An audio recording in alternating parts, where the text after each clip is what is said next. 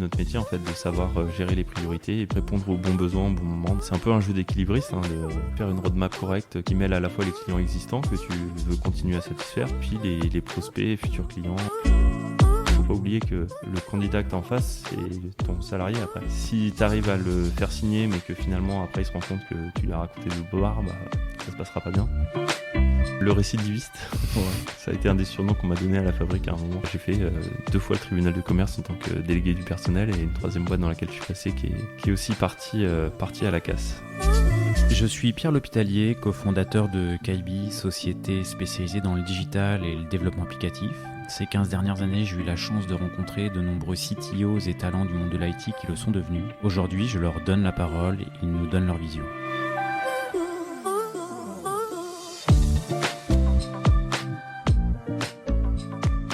Eh bien, aujourd'hui, je suis avec Antoine Prévost, qui est le CTO de KLS, une société qui appartient au groupe Crédit Agricole. Merci Antoine d'avoir accepté l'invitation et d'être venu jusqu'ici.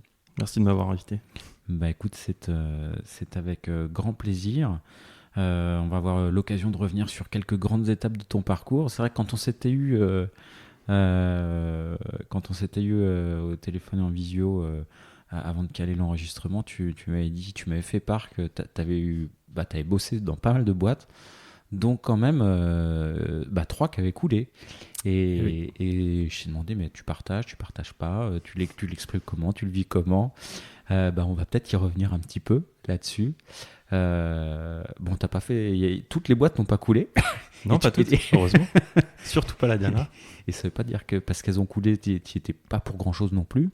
Mais en tous les cas, il y a une aversion dans les choix de boîte, une aversion au risque que tu n'as pas, vraisemblablement, dans les choix de projets que tu fais. Et on va revenir. Est-ce que tu peux justement te présenter, puis revenir sur quelques grandes étapes, quelques grands tournants, et puis justement peut-être quelques-unes de ces aventures-là, quoi. Ouais. Aujourd'hui déjà je suis CTO de KLS, donc une startup, tu l'as dit, qui appartient au groupe Crédit Agricole.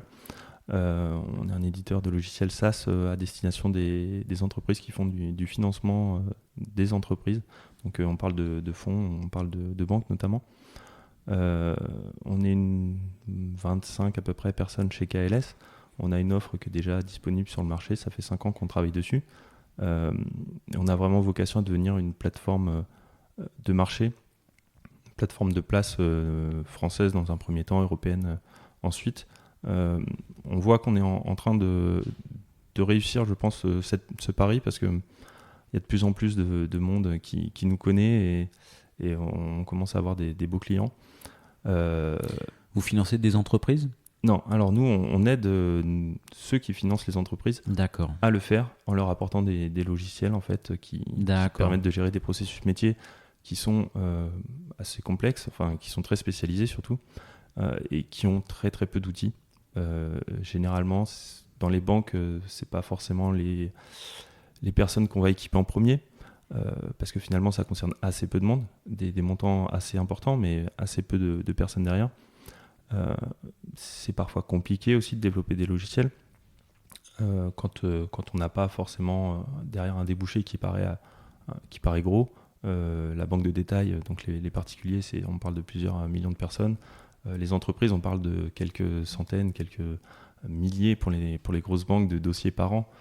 Donc c'est tout de suite plus compliqué de se dire on va investir dans un outil pour eux. Et nous, donc, ce qu'on vient proposer chez KLS, c'est des outils pour permettre à toutes ces personnes de travailler correctement, d'oublier l'existence d'Excel ou d'Outlook, d'avoir quelque chose de sécurisé. Oui, malheureusement, c'est le cas de certains, on les plaint. C'est pour ça aussi qu'on essaye de trouver des solutions pour eux et avec eux d'ailleurs, parce que ça fait partie aussi de nos particularités. On bosse beaucoup avec nos utilisateurs, même nos futurs utilisateurs. On a vraiment la co-conception qu'on met en avant chez KLS, parce que concrètement, moi leur métier je le connais pas à la base, parce qu'une syndication, un arrangement, c'est pas des choses qui me parlent, et donc on a beaucoup. Ça te parle pas ou ça te parlait pas ? Ça me parlait pas. Ouais. Maintenant ça va. C'est quoi une syndication et un arrangement du coup ? Alors l'arrangement, c'est le début de la syndication, on va dire. C'est comment on met tout le monde autour de la table pour financer une entreprise. Une syndication, en fait, c'est quand tu vas réunir plusieurs banques autour d'un même projet de financement pour financer une grosse entreprise en général. Ce qu'il faut comprendre, c'est qu'une banque, son métier, c'est de limiter le risque. Et donc, une banque va préférer... Gagner un peu d'argent au passage. Gagner un petit peu d'argent au passage. Donc, une banque va préférer prêter 10 fois 10 millions plutôt qu'une fois 100 millions. Voilà. Donc, sur des très gros financements, ils vont plutôt avoir tendance à participer à plusieurs et à se découper en fait le financement en plusieurs morceaux.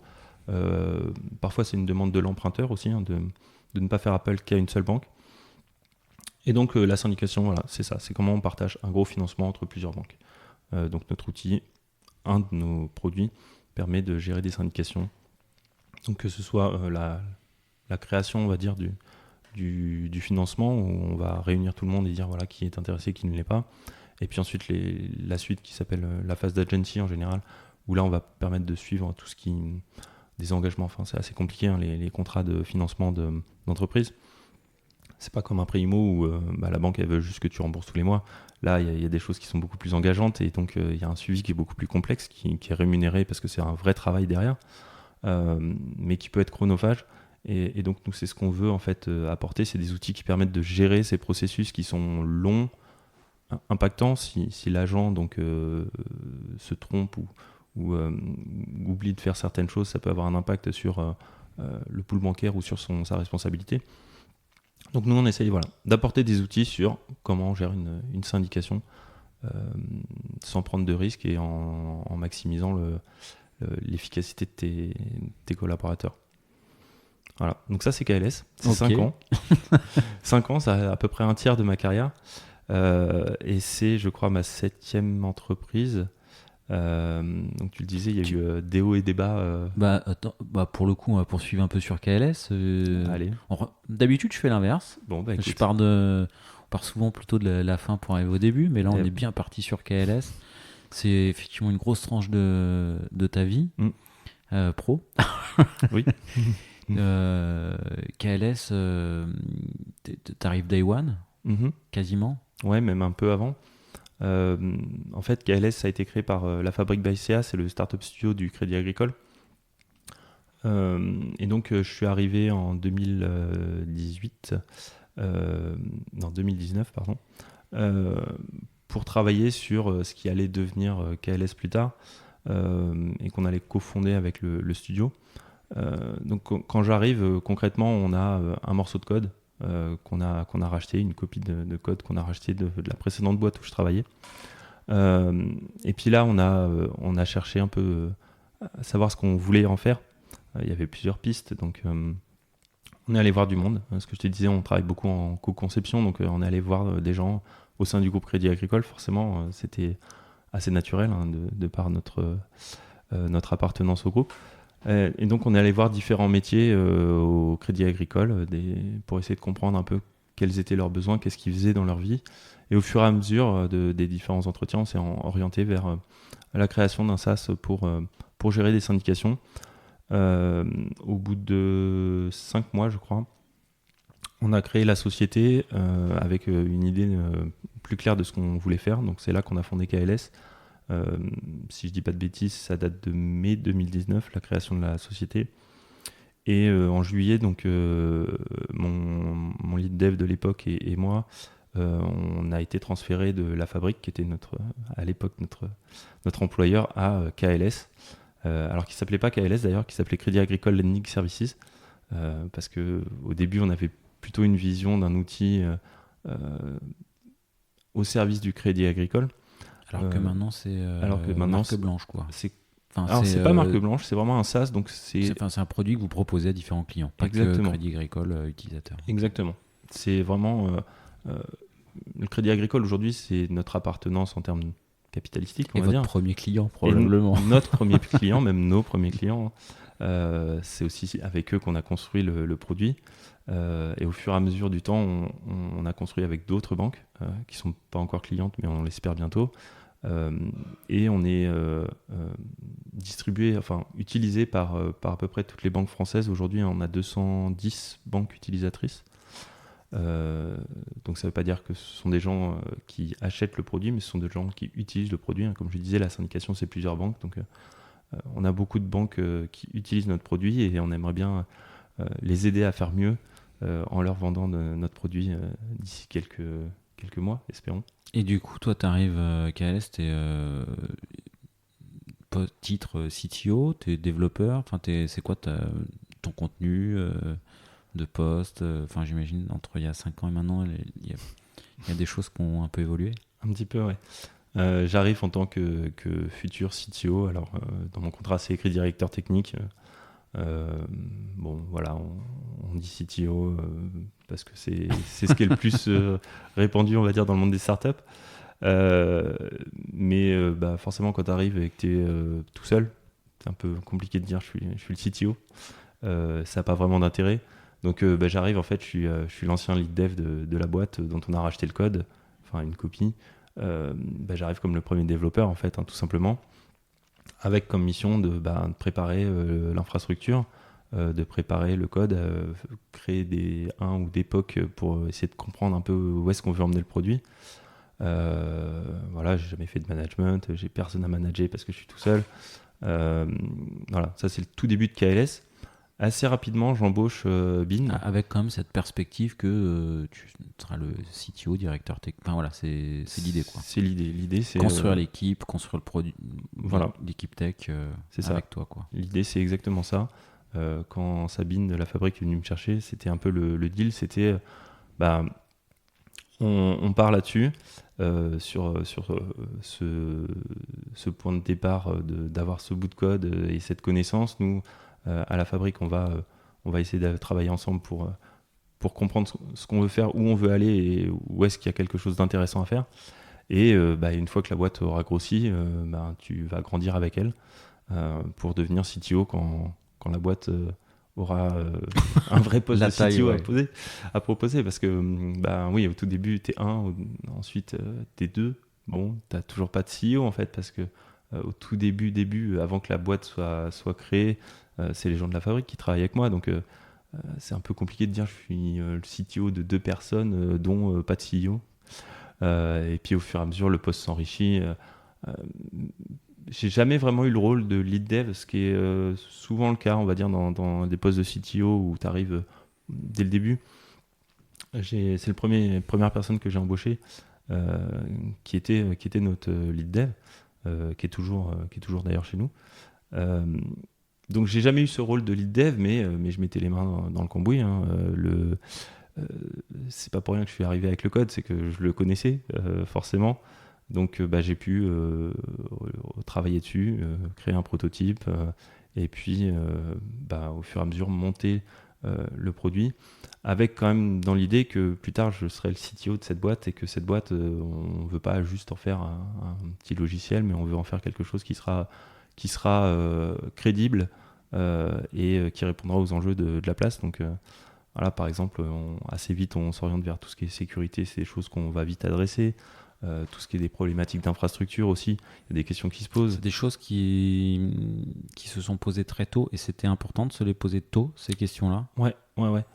La sécurité, ça a été quelque chose qui est assez vite sorti naturellement. Tu es dans un monde bancaire, en fait. Je vais pas dire que le premier truc qu'ils vont te dire, c'est attention, moi je veux bien travailler sur une plateforme, mais je veux surtout pas que les données de mes clients se retrouvent sur Internet. C'est normal, en fait.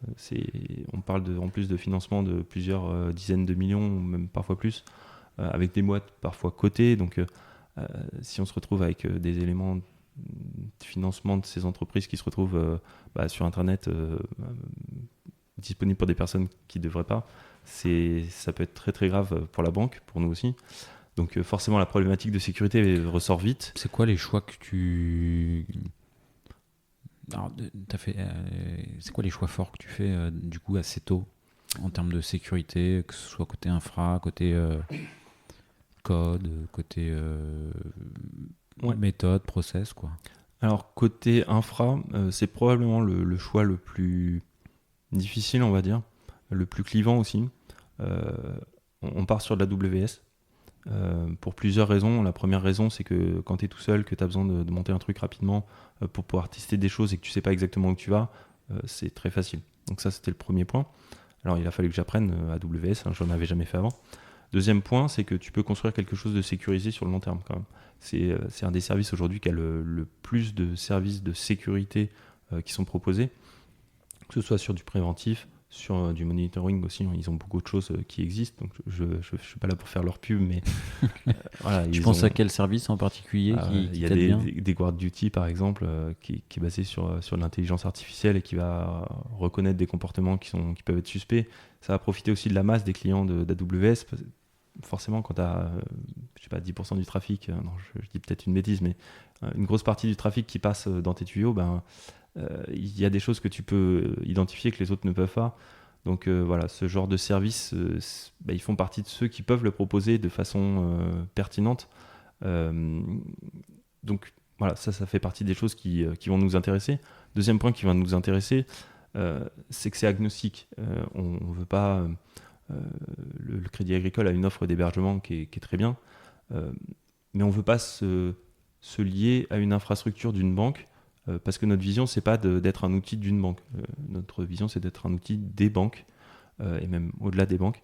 Et donc, on cherche à aller vers un fournisseur qui ne sera pas spécialement lié à une banque. Donc, c'est pour ça qu'on élimine l'infrastructure du Crédit Agricole, malgré ses qualités. Et puis après, d'un point de vue plus application, les choix qu'on va faire, c'est vraiment sur comment on introduit la sécurité à tous les niveaux, tout ce qui est les droits sur les différents objets, comment on les met en place, comment on n'oublie pas de les mettre en place. Donc il faut avoir plutôt une posture où tu vas interdire par défaut, là où dans certaines typologies d'applications, tu vas plutôt autoriser par défaut. Voilà, autoriser par défaut et bloquer parfois. Là, tu dois partir sur quelque chose où, au pire, si tu t'es trompé, c'est pas grave, celui qui devrait avoir accès, il n'y a pas accès. C'est mieux que ce soit dans ce sens-là que l'inverse. Donc voilà. Et puis après, une difficulté qu'on a aussi en prenant un hébergeur comme AWS, c'est qu'il y a 5 ans, le cloud public, c'est pas considéré de la même façon qu'aujourd'hui. On connaissait beaucoup moins bien de manière générale. Les banques étaient très frileuses. Ce qui peut se comprendre, on a une connaissance moindre, donc forcément c'est nouveau, on n'a pas encore eu le temps de vraiment analyser ce qu'il y a derrière. Il y a le Cloud Act qui est sorti en 2019, je crois, 2018, donc qui faisait plutôt peur aux gens en se disant attention, Joe Biden va avoir accès à nos données. Non, mais on avait assez peu de recul à l'époque sur tout ça, et nos clients étaient plutôt méfiants, et ce qui est assez logique, hein. Leur métier, c'est de ne pas prendre de risques inutilement. Donc voilà, quand il s'agit des données de leurs clients, ils sont hyper précautionneux. Donc ça a été une difficulté pour nous. Il a fallu démontrer que déjà, c'était pas un problème en soi, que le Cloud Act ne voulait pas dire tout le monde aux États-Unis a accès à toutes nos données, bien sûr. Et puis on a dû mettre en place surtout des solutions qui font que nous, KLS, sommes les seuls à pouvoir accéder aux données qui sont stockées dans notre cloud. Donc on a mis en place une solution de chiffrement notamment qui est spécifique à KLS, Quelque chose que vous avez développé vous-même? Alors, pour tout ce qui est des algorithmes de chiffrement, on n'a pas redéveloppé nous-mêmes, parce que ça serait une très très mauvaise idée en termes de sécurité. Réinventer la sécurité, c'est ce qu'il y a de pire à faire. Par contre, c'est le mécanisme derrière, comment on répartit telles informations, qu'est-ce qu'on va chiffrer, et les différentes pièces du puzzle, en fait, parce que c'est un puzzle qu'on a créé, où il y a d'un côté le document, de l'autre côté les clés de chiffrement. Donc c'est la façon dont on va répartir toutes ces pièces du puzzle et comment l'application va le reconstruire, qu'on a dû inventer, et sur lequel on a travaillé avec les équipes sécurité du Crédit Agricole notamment, qui ont validé notre procédé. Et voilà, c'est sur ça qu'on a dû travailler en particulier, parce que oui, quand on a des term sheets, de projets de financement de très grosses boîtes, il y a parfois des informations très, très confidentielles. Si c'est des boîtes cotées, c'est encore pire. Et on doit ça à nos clients. Donc voilà, comment dans un cloud qui est probablement un des plus sécurisés, tu t'assures que la sécurité des données n'est pas assurée par le provider, mais bien par toi. Ça a été ça une de nos grosses problématiques. C'est encore une des premières questions qu'on nous pose quand on va voir des prospects, hein, ce qui est encore une fois complètement normal. Et c'est pour ça qu'on a bien fait de travailler là-dessus dès le début, parce que je pense qu'on a une solution aujourd'hui qui est... Vous savez rassurer là-dessus, quoi. Ouais. Qui est belle et qui fait bien le taf, quoi. Et est-ce qu'en termes de process, méthodo, vous faites auditer, vous faites des scénarios de chaos engineering, du bug bounty, est-ce qu'il y a des choses, des originalités, des choses auxquelles je pense pas Alors, le bug bounty, c'est sur des logiciels comme le nôtre où c'est assez confidentiel en termes de nombre. En général, ça marche pas trop parce que ça va pas trop intéresser les gens. Si tu es plutôt une néobanque, par exemple, ça va tout de suite un peu plus les intéresser parce que derrière, il y a un peu de saveur et de défi. Là où c'est moins sexy, on va dire, des logiciels comme le nôtre. Par contre, on se fait auditer effectivement tous les ans. C'est quelque chose qu'on a choisi de faire assez rapidement, non, dès la première année. Tous les ans, on se fait auditer. Généralement, on fait plusieurs types d'audits, un pen test classique, et puis on fait auditer différentes parties de l'application. Le processus de chiffrement, c'est le premier truc qu'on a fait auditer. Le code a été revu par un auditeur spécialisé. Et puis ensuite, on a différents pans de l'application qu'on a fait auditer, notamment tout ce qui est infrastructure, parce que c'est bien d'avoir une bonne application, mais si finalement tu y as facilement accès, ça a peu d'intérêt. Donc voilà, comme c'était plutôt quelque chose qui était nouveau pour moi, et même pour une partie de l'équipe AWS, on a voulu avoir des certitudes là-dessus. On s'est rendu compte qu'on avait plutôt bien fait les choses et on était assez contents pour une petite boîte je crois qu'on avait 1 an et demi quand on s'est fait auditer l'infrastructure. Donc voilà, on fait auditer un peu différentes parties tous les ans. À chaque fois, on change d'auditeur parce que on connaît un peu le syndrome de j'utilise toujours le même auditeur et forcément, il regarde toujours la même chose et donc d'une année sur l'autre, j'ai tout corrigé et c'est bien. Mais le but, c'est pas forcément d'avoir que des voyants verts, c'est plutôt d'avoir des voyants orange ou jaune. T'es content quand tu vois du rouge ? Alors du rouge, non. Du orange. Du orange ou du jaune plutôt. Parce que ça veut dire qu'il y a des choses sur lesquelles on peut progresser.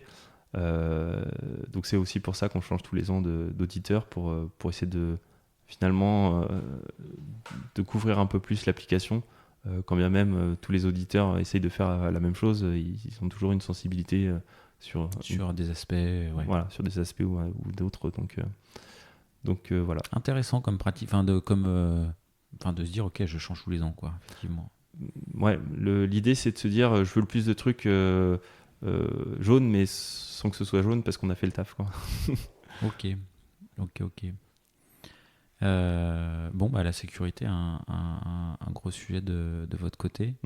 Toi, tu disais, je rebondis, la taille de l'équipe aujourd'hui, parce que tu es parti de Day One. Ouais. Aujourd'hui, on est 12 personnes dans l'équipe tech, plus moi. Donc, il y a 2 DevOps. Ça reste relativement beaucoup dans une équipe de 12 personnes, notamment parce que justement, toutes les problématiques d'infrastructure et de sécurité, c'est des choses sur lesquelles on investit. Et donc, c'était assez naturel d'avoir 2 personnes qui s'occupent entre autres de ça. Et donc on a ensuite moitié développeur entre front-back et un full stack qui est notre premier développeur qu'on a embauché.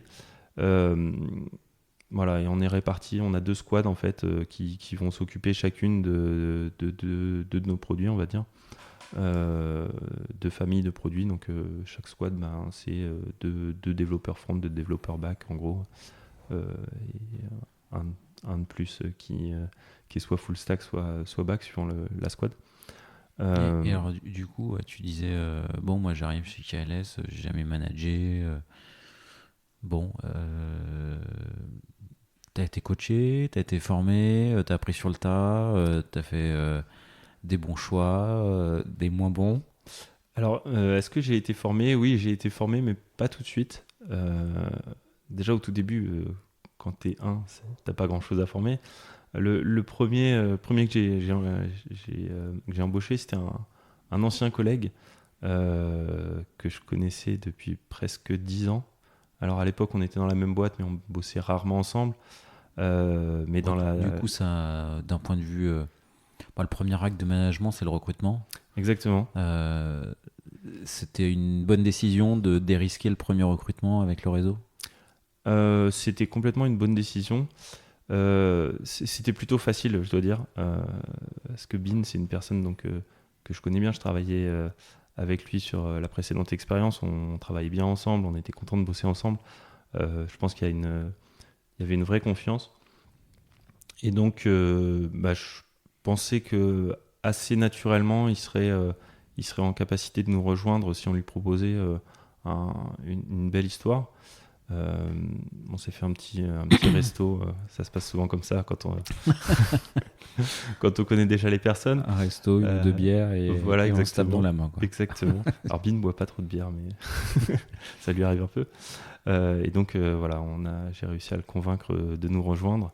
Il était encore en période d'essai dans sa précédente boîte. Il n'était pas sûr de vraiment avoir trouvé ce qui lui convenait et il a pris le risque de me rejoindre hein, parce qu'à l'époque, KLS, c'est moi, plus des gens de la fabrique. Donc voilà, moi j'étais potentiellement futur CTO. C'est encore une start-up, donc c'est encore un projet où il peut y avoir du risque, effectivement. C'est ça. Il peut y avoir du risque, donc il ne sait pas trop où il met les pieds, il sait qui je suis, mais il m'a jamais côtoyé, pratiqué en tant que manager. Je l'ai jamais pratiqué en tant que manager, parce que moi j'étais lead dev j'étais son lead dev avant, mais pas avec une relation de management. Donc il y a aussi un petit risque de ce côté-là, parce que finalement quelqu'un avec qui tu t'entends bien, avec qui tu travailles bien, est-ce que ça va bien se passer au final quand tu vas avoir des vraies problématiques de management? Ça a changé votre relation ou pas? Non, pas trop. Forcément plutôt sur la partie technique ça a changé parce que moi j'y touche quasiment plus aujourd'hui. Enfin je regarde, je suis ce qui se passe, mais je fais confiance à l'équipe. Pendant un certain temps c'était lui le lead dev de la boîte, et donc je me reposais beaucoup sur lui. Mais sur le côté management, en fait, ça a été assez clair dès le début hein, que mon rôle c'était d'être son manager et que c'était comme ça.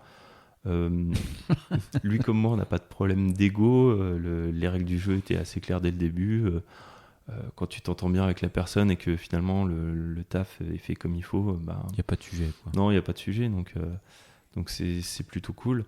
Et puis après, donc tu me demandais position de manager, comment ça se fait, comment j'ai grandi. Ouais, est-ce que tu t'es pris des murs, est-ce qu'il y a des difficultés, est-ce qu'il y a des bons choix Des difficultés, le recrutement, je pense que c'est le truc le plus compliqué que j'ai eu à apprendre. Tu sais pas comment tu recrutes des gens au début. Tu as plein de façons de faire. Est-ce que je vais lui faire passer un test qui va lui prendre 5 jours chez lui et comme ça je vais être sûr que c'est un bon développeur, ou est-ce que je vais juste lui parler et comme ça je verrai s'il est cool? Bon la réponse est peut-être un entre les deux.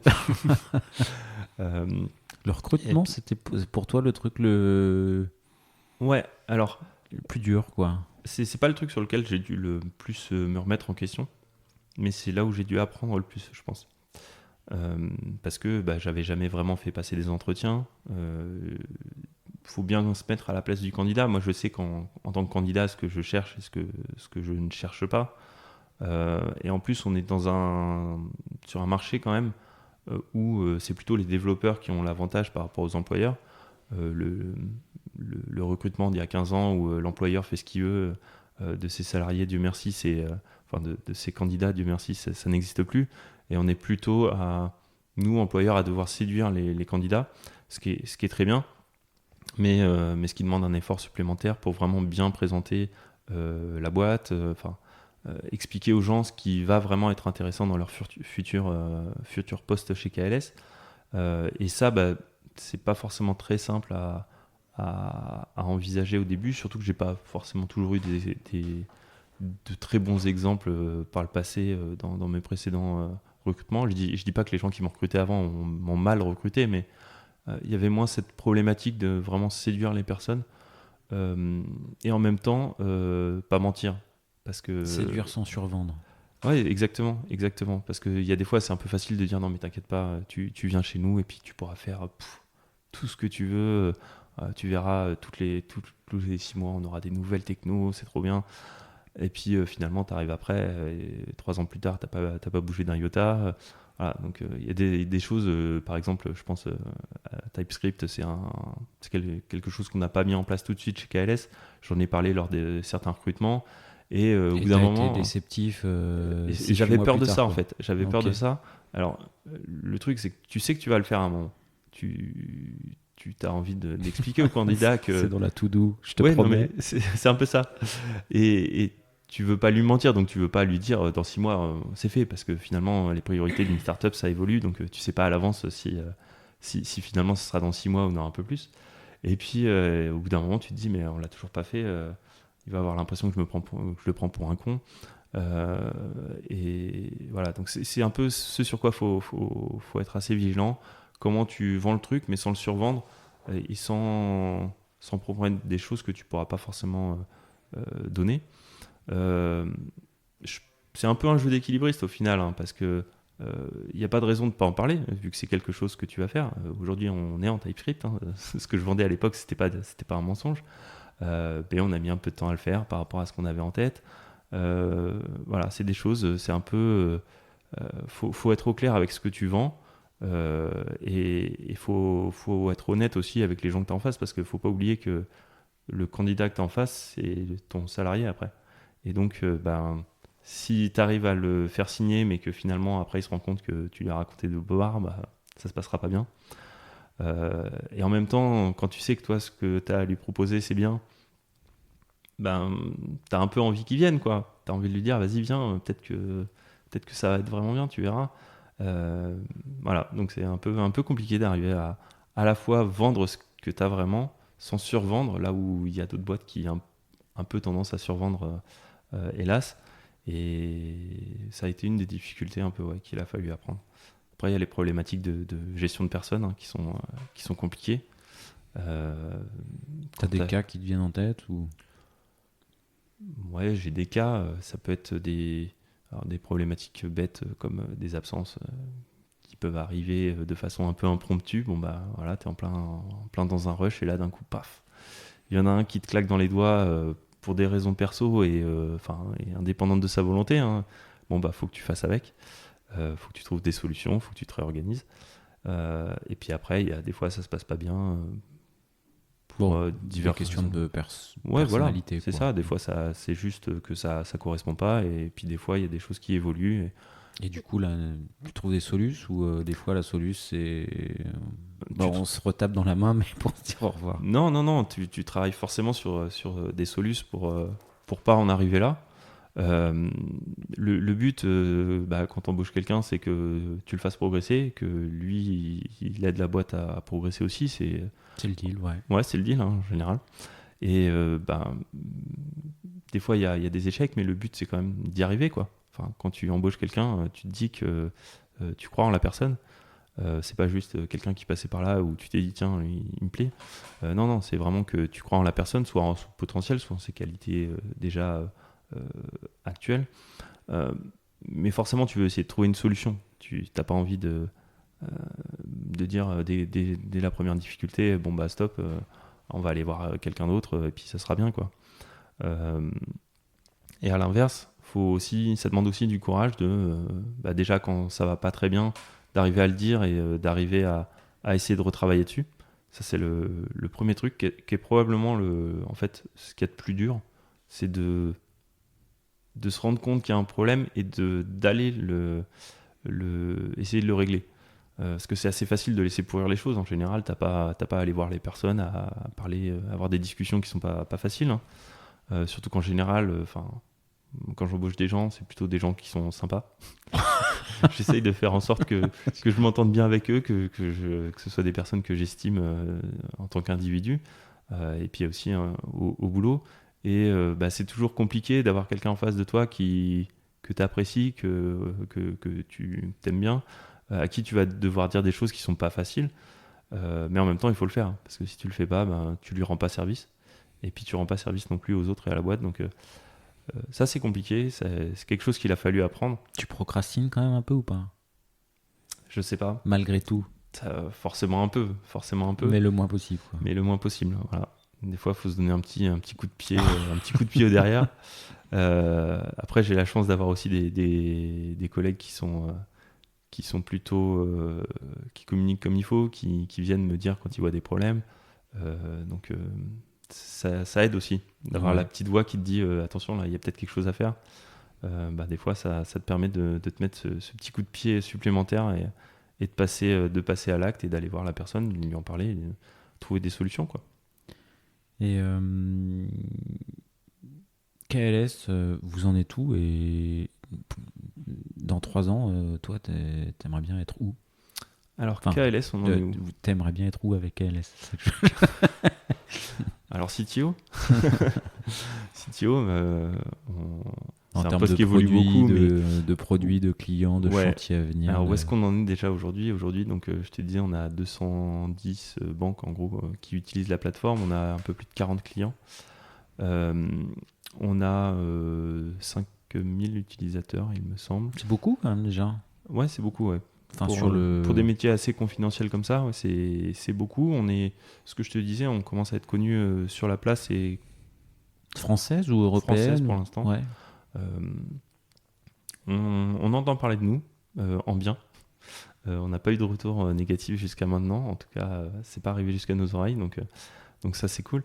Là, tu me disais que l'effort de recrutement se portait pas mal sur les forces commerciales, justement. Alors dernièrement, oui, ça a été ça. Les dernières recrues, c'était plutôt orienté vers comment on vend notre produit. Aujourd'hui, on a validé le fait que le produit il est bien, qui correspond exactement, qui répond vraiment à un besoin. On a signé il n'y a pas très longtemps notre première banque nationale, qui est le LCL. Avec des problématiques un peu différentes de nos précédents clients qui sont des banques régionales. Le Crédit Agricole, ce sont des caisses régionales.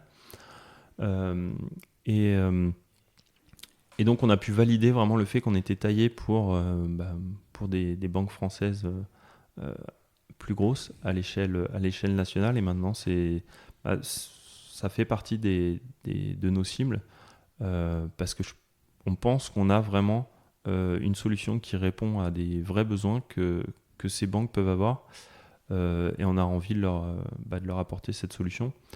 Donc on a embauché du monde pour aller vendre notre produit. C'est long, le monde de la banque, enfin des grandes sociétés, de manière générale, c'est plus long qu'aller vendre un SaaS à une petite startup qui va juste venir sur ton site et puis en 2 clics c'est fait. Là, on parle. C'est quoi le cycle de vente? Alors, c'est un peu, je saurais pas te dire exactement, mais on est sur des choses en plusieurs mois, le temps de voir les personnes côté métier, ensuite de voir les personnes côté sécurité, IT, d'avoir les budgets aussi, parce qu'on forcément on est sur des sociétés qui ont des budgets à l'année, donc faut arriver à faire rentrer tout ça, qui va payer. Donc ça prend du temps, et du juridique, une fois que tu t'as tapé dans la main, arriver à mettre en place les contrats, enfin c'est assez long, donc on parle de plusieurs mois, ce qui est un peu frustrant quand tu sais que ton produit peut déjà les aider dès le premier jour, et que ce que tu as là, ça leur permettrait de faire mieux dès maintenant. C'est un petit côté frustrant, mais ça fait partie du jeu. J'ai envie de dire, faut changer de client si tu veux des clients qui ont plus de facilité à bouger vite. Les banques sont réguliers, elles ont des contraintes et c'est normal que ça prenne du temps. Ça reste un peu frustrant quand... Alors, c'est peut-être un peu tôt pour te demander, mais est-ce que les commerciaux, dans leur rôle ou dans les interactions que tu vas avoir avec eux, vont être les prescripteurs d'évolution?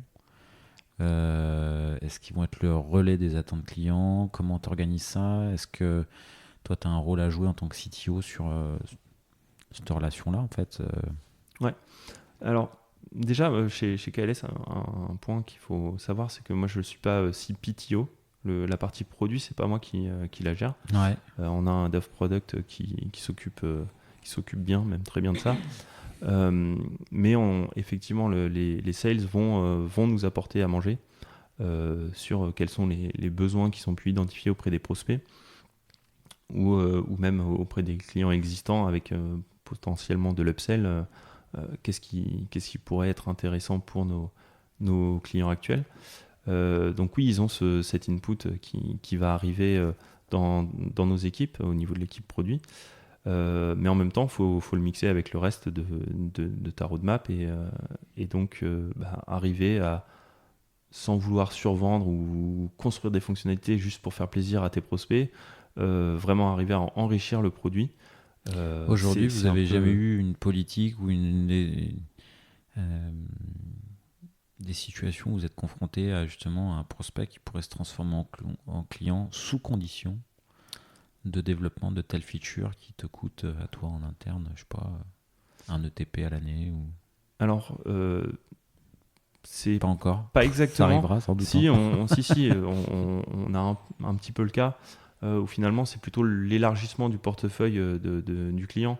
Tu arrives avec un cas d'usage sur quelque chose que ton produit sait faire, et puis finalement tu peux répondre à ce client sur d'autres aspects que ton produit c'est pas encore bien géré.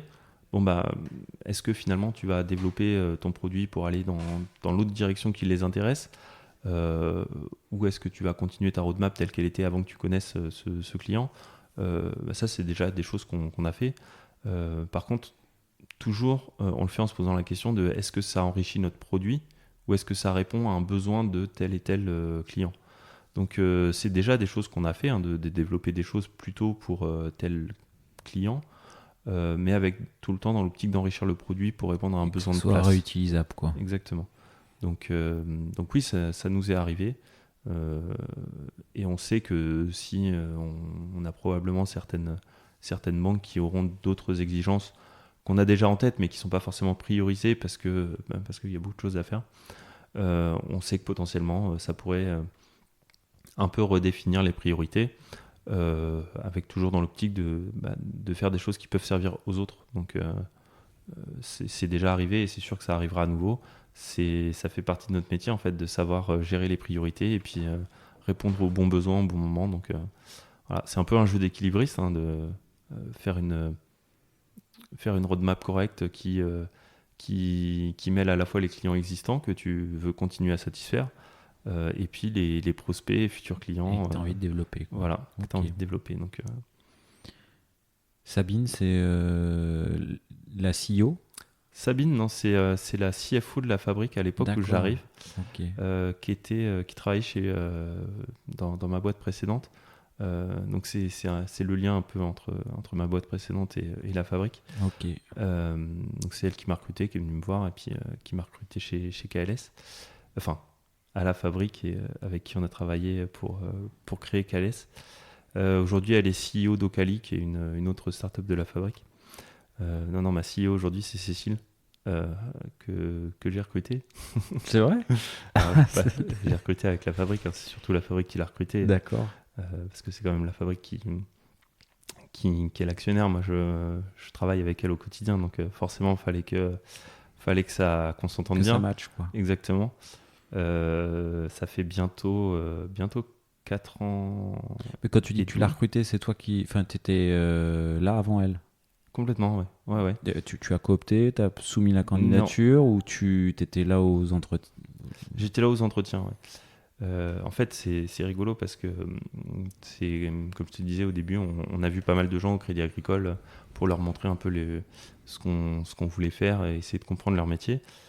Et Cécile fait partie des gens à qui on a montré notre prototype au début. Je crois que c'était en mars ou avril 2019. Donc je crois que c'est la première personne à qui on a présenté un prototype. Plusieurs mois plus tard, quelques mois plus tard, on a lancé les recrutements d'un ou d'une CEO. On voulait quelqu'un qui vienne du monde de la banque, donc on a posté une offre sur le réseau interne du Crédit Agricole, et donc on a vu plusieurs personnes, différents profils, et puis au bout d'un moment, la candidature de Cécile est arrivée, et je me souviens quand je l'avais vue la première fois, j'avais dit tiens, elle a compris ce qu'on fait, enfin elle capte vite. Et donc elle a posé sa candidature, elle a fait le process comme tout le monde, et c'était la bonne personne, quoi. Donc on l'a embauché. Je dis c'est la fabrique, hein, bien sûr. C'est important le rapport. C'est compliqué. Tu as fait pas mal de startups. Ouais. La relation dans un poste de CEO, la relation qu'on a avec sa CEO.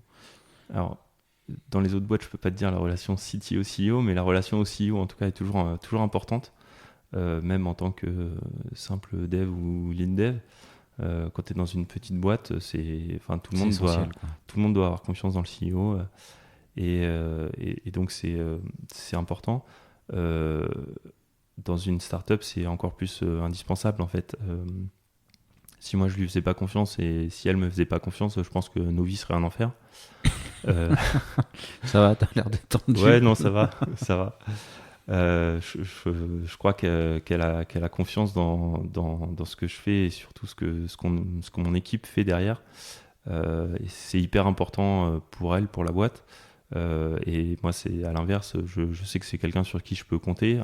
C'est un manager aussi qui m'a aidé à progresser. Tu me disais, est-ce que tu as eu des formations? J'ai aussi eu un accompagnement.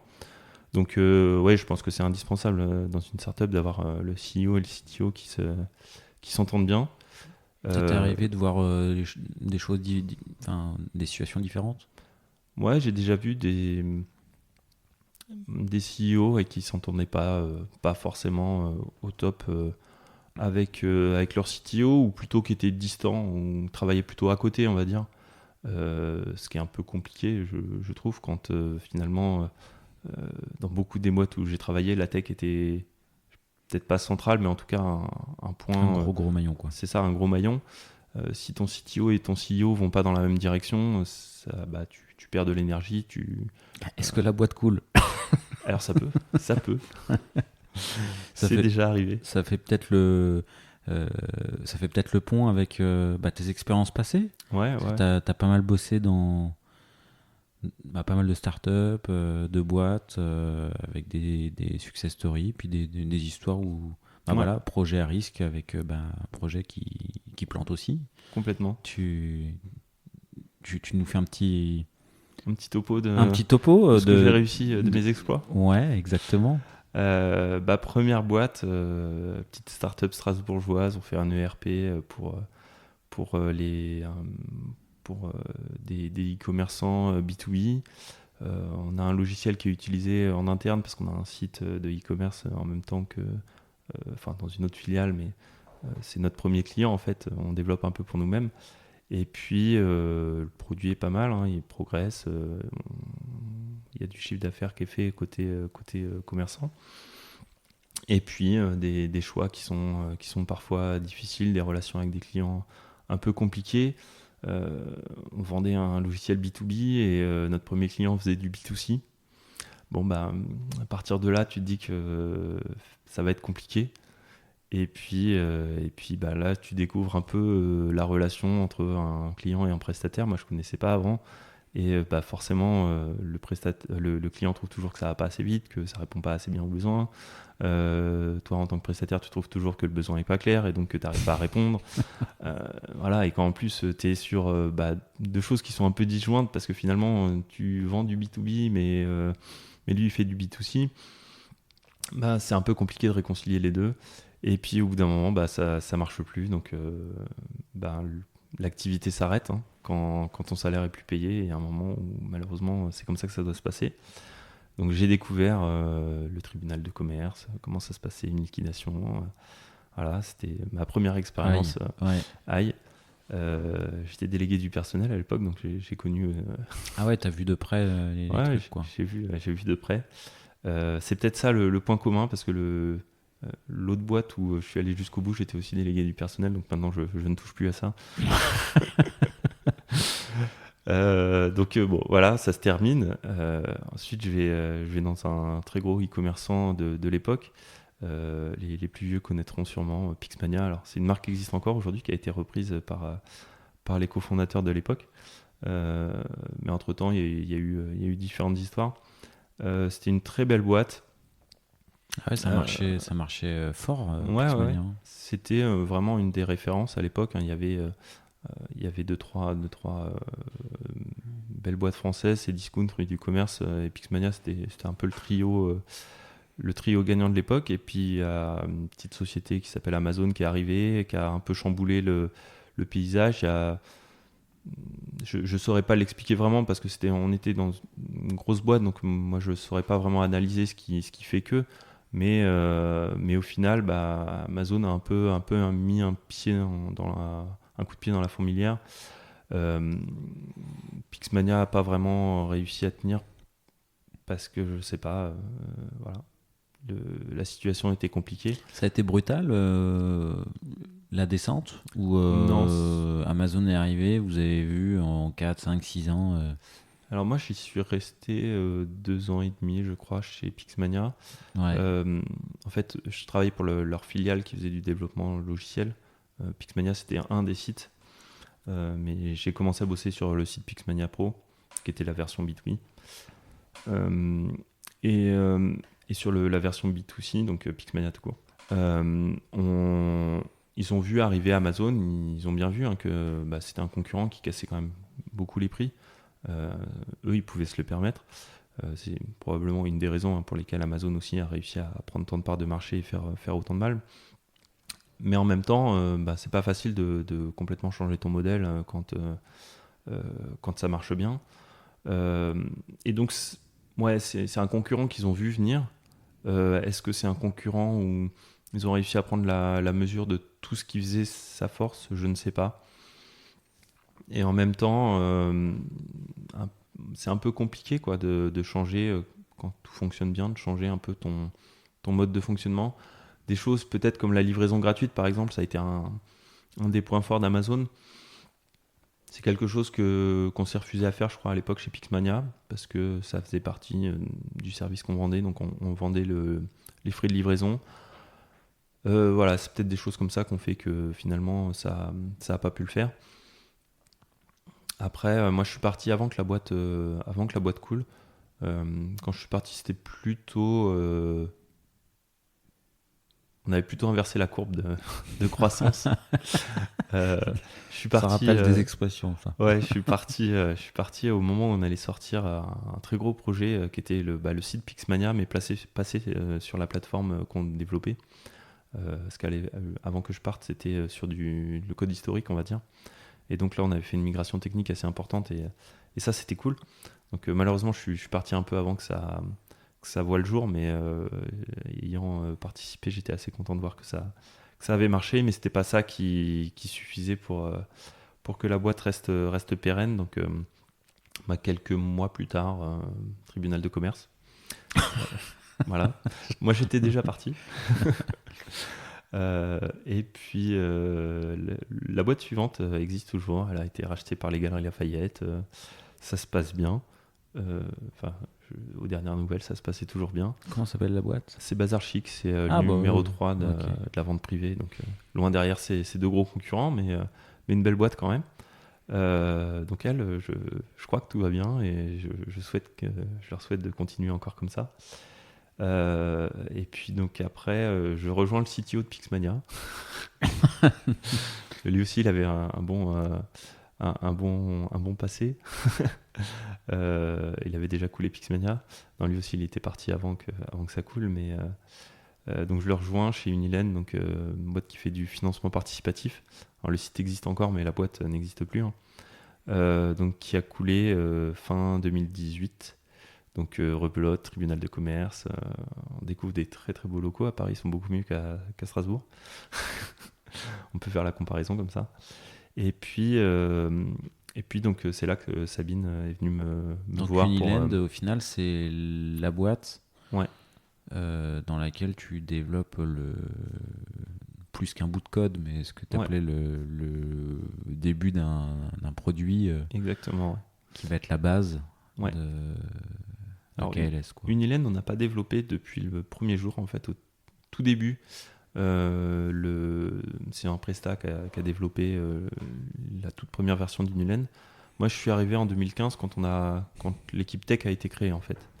Donc c'est pour ça ils ont d'abord embauché un CTO et puis qui a embauché une équipe. Donc il y avait moi, il y avait Bin, donc qui m'a rejoint ensuite chez KLS et qui travaillait chez Pixmania avant. Donc voilà, il y a un peu un lien entre tout ça. Et nous, on a contribué à ce code qui avait été fait par un prestataire pour répondre à un besoin immédiat, mais qui était perfectible. Comment on le rend robuste pour... Les gens n'ont pas vu la petite mimique que tu as fait sur le mot perfectible. Il me permets de... Vas-y.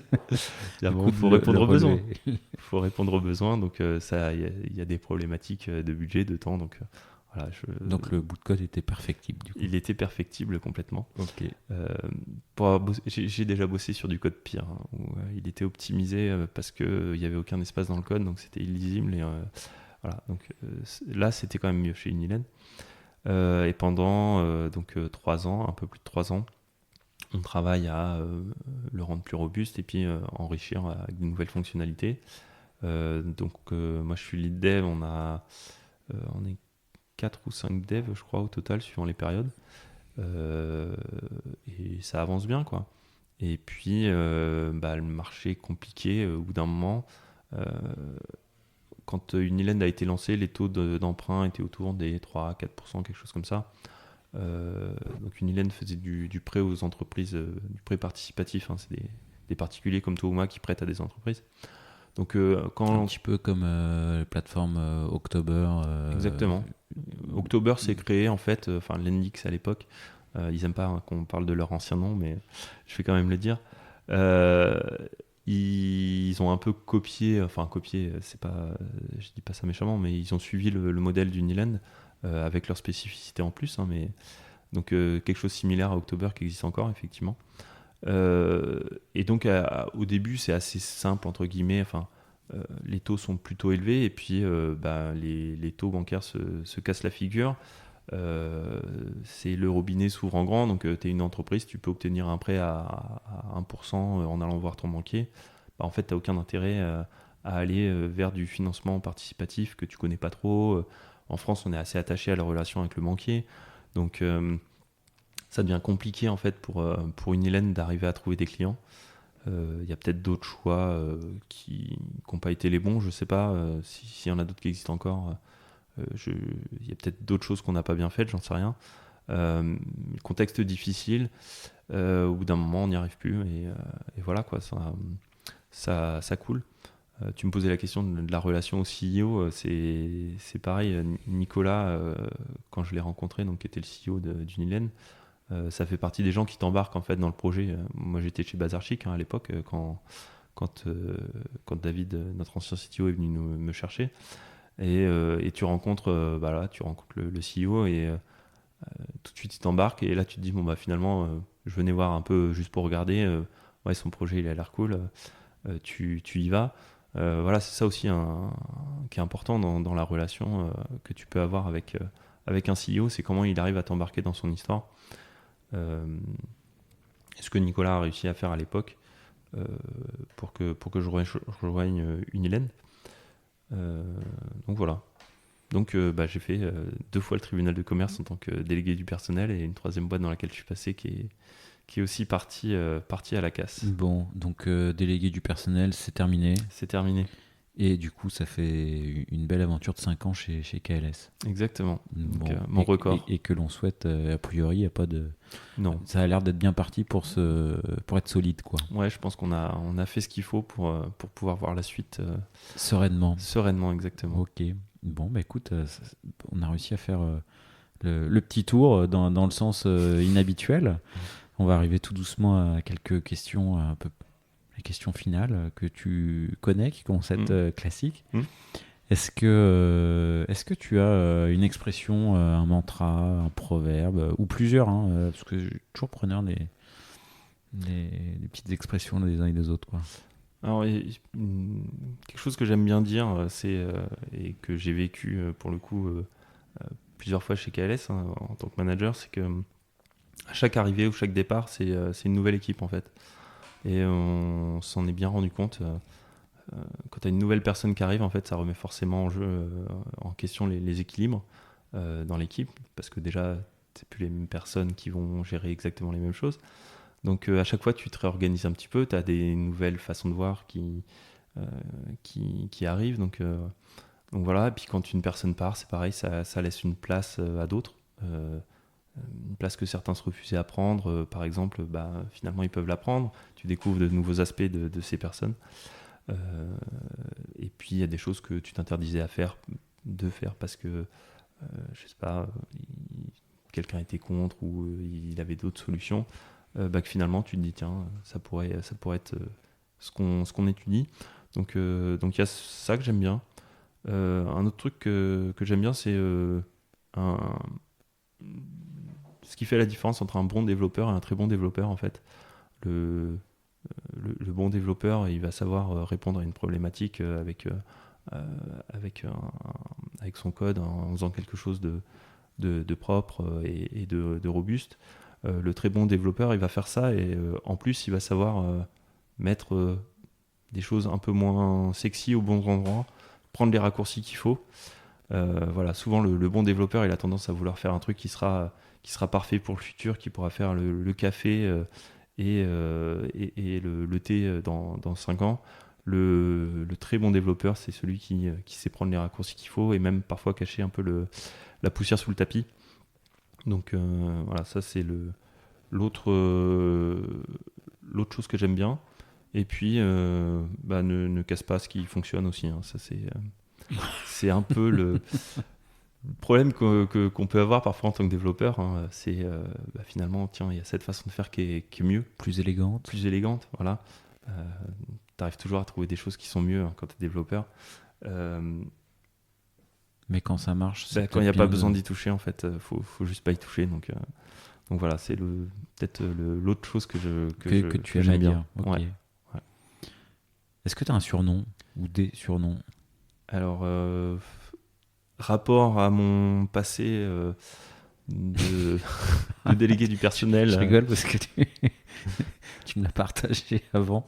Et ça me fait rigoler. Le récidiviste, ouais. Ça a été un des surnoms qu'on m'a donné à la fabrique à un moment. Voilà, parce que ça s'est pas toujours bien passé. Et puis plusieurs fois de suite. Et puis sinon, non. J'en ai qui m'appellent chef. C'est pas forcément un surnom que j'aime beaucoup, mais voilà. Si c'est affectueux, ça dépend de la manière dont c'est dit. C'est un peu taquin en général, voilà, parce qu'ils savent que c'est pas forcément non plus ma tasse de thé, on va dire, d'être placé comme le chef. Mais voilà. Donc peut-être le deuxième surnom, on va dire. Ok, ça marche. Est-ce que tu donnerais un titre à cet épisode? Mourir, c'est rebondir. Mourir, c'est rebondir.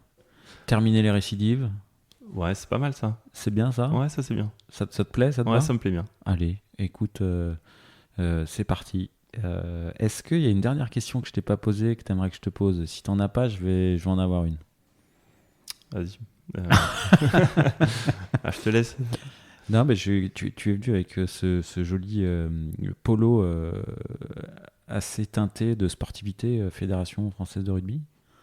Est-ce que il y a une signification derrière? Enfin voilà, t'es féru de rugby, de sport. Alors j'aime bien le rugby, ouais. J'en ai fait un peu à l'école. Je pense que quand tu m'as vu arriver, tu as vu la carrure tout de suite du deuxième ligne. Voilà, tu t'es tout de suite dit, lui, c'est sûr qu'il a fait du rugby. Non, j'en ai fait en universitaire, mais vraiment pour s'amuser avec les copains. Et plutôt, j'ai fait de la voile, par contre, pendant un certain nombre d'années. Voilà, j'en ai bouffé pas mal. Tous les week-ends, j'allais au Havre. C'est 3 ans de ma vie à faire ça quasiment tous les week-ends, toutes les vacances. Compète, ouais. Ouais, assez haut niveau, on va dire. Pas une série olympique, mais c'était olympique chez les femmes, donc il y avait plus de niveau chez les femmes que chez les hommes, ce qui est généralement plutôt l'inverse sur des séries où le physique peut jouer. Et là, c'était assez rigolo justement de voir que les femmes avaient tendance à nous mettre des petites raclées. Donc c'est là aussi que tu te rends compte que le travail aussi c'est important. Pourquoi elles étaient meilleures? Parce qu'elles travaillaient plus que nous. Moi je naviguais le week-end, elle a navigué toute l'année, et il y avait une grosse différence. Et par contre des très belles expériences, des beaux voyages, des rencontres sympas. Ça m'a permis de voyager un petit peu, hein. J'ai pu aller au Canada, par exemple. T'as traversé, t'as fait des grosses traversées comme ça. Alors mon bateau a traversé la Manche, l'Atlantique. Alors la Manche, ça, bon quoique. Je suis allé aussi en Angleterre, mais le bateau, lui, il a traversé sur un porte-conteneur parce que c'était un petit bateau de 3,30 m. Donc c'est des manches qu'on fait, on fait plusieurs manches dans la journée. C'est un petit parcours qui dure un peu moins d'1 heure. Mais oui, j'ai pu aller naviguer au Canada, ça, c'était cool. Puis après, j'ai fait un certain nombre de pays, surtout en Europe. Donc j'ai pas mal visité, on va dire. Après, ce qui est dommage, c'est que quand tu es en train de faire ta régate, tu es sur l'eau, tu n'es pas vraiment en train de visiter. Donc voilà, je suis allé à plein d'endroits et finalement, je ne les connais pas plus que ça. Je suis allé à Cadiz, je connais bien le port de commerce. C'est là qu'on était, la ville en elle-même. J'y suis passé une demi-journée, pas plus. Amsterdam, c'est pareil.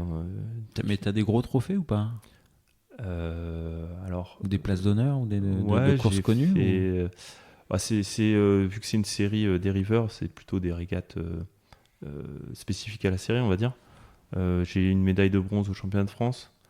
J'ai gagné plusieurs régates nationales, 3 je crois. Puis après des places correctes, on va dire, sur des championnats du monde ou d'Europe, mais ah ouais, quand même, ok. Ouais, des beaux niveaux, quoi. Pas trop mal. Est-ce qu'il y a eu l'intensité, enfin voilà, ce niveau-là, quoi, qui est même mondial, on va dire, ça t'a aidé dans ton boulot, sous certains aspects, ou pas forcément? Ça t'apprend un peu à te prendre des claques parfois. T'arrives pas toujours à être là où tu voudrais. Hein. Ce que je disais, j'ai fait médaille de bronze au championnat de France. J'avais des prétentions à un moment qui étaient au-delà. J'ai jamais réussi. Bon voilà, c'est comme ça. T'apprends finalement que c'est pas grave. Voilà, il y a d'autres choses dans la vie. Donc même si tu passes beaucoup de temps, finalement, ça reste un jeu. C'est un peu pareil pour le boulot. C'est pas ta vie non plus, quoi.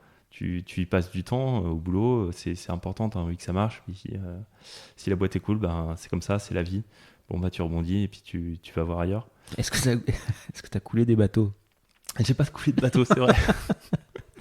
C'est vrai, j'ai pas fait ça. J'aurais peut-être pu. Non, il y en a déjà qui me sont rentrés dedans, qui ont essayé, mais ça n'a pas marché. Ok. Donc voilà, ça apprend ça, à se prendre des claques peut-être. Puis après, surtout des bons moments, c'est pareil. C'est pareil un peu dans le boulot, hein, finalement. Des gens avec qui tu t'entends bien, avec qui tu es content d'être. Et on se rappelle des bons moments, quoi. Exactement.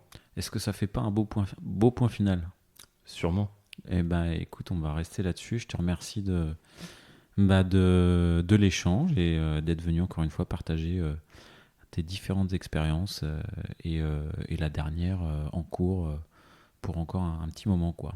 Merci de m'avoir invité. À très bientôt. Au revoir.